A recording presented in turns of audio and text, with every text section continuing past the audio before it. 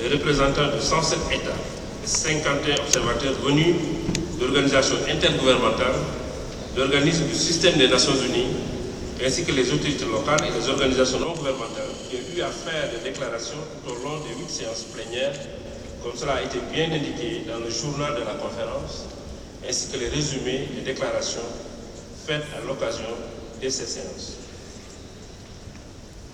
De même, dans le chapitre 4,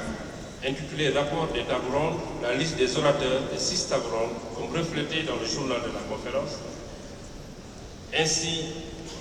que les résumés des 6 tables rondes qui viennent juste d'être présentés par les coprésidents seront également intégrés dans le rapport final. Le chapitre 5 sera complété pour tenir compte des informations contenues dans le rapport de la commission de vérification des pouvoirs. Le rapport que j'ai l'honneur de soumettre à votre haute appréciation sera également actualisé afin de prendre en compte toutes les déclarations faites à l'occasion de la présente séance de clôture. En définitive, une liste de documents de la conférence sera annexée au rapport final. Madame la Présidente, si s'achève ma présentation, j'ai l'honneur de soumettre à la conférence le projet de rapport ainsi présenté en vue de son adoption et je sollicite à la conférence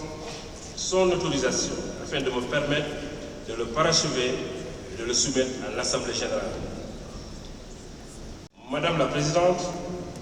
si vous me le permettez, je voudrais saisir cet instant solennel pour exprimer ma profonde gratitude à la conférence pour la confiance qui a été placée en ma personne pour occuper ce poste de rapporteur général de cette conférence à laquelle mon pays porte une très grande importance.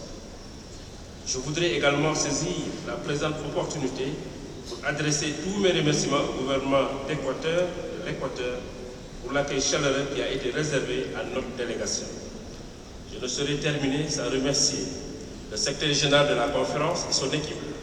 et l'ensemble des membres du bureau, du comité préparatoire,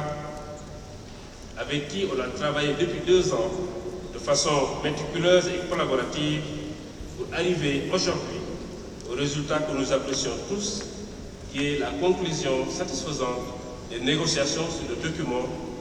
qui vient d'être adopté avec acclamation sans aucune réserve. Il m'est très agréable d'exprimer aussi le soutien déterminant de mon gouvernement,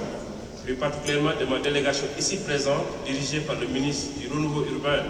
de l'Habitat et du cadre de vie, son Excellence M. Diène Farba Sarr, que je remercie très sincèrement, ainsi que le soutien sans faille du groupe des États africains de New York, de Nairobi et d'Addis Abeba, sans oublier les co-facilitateurs. Voilà les quelques mots que je souhaitais adresser à l'endroit de la conférence. Je vous remercie, Madame la Présidente, pour votre information.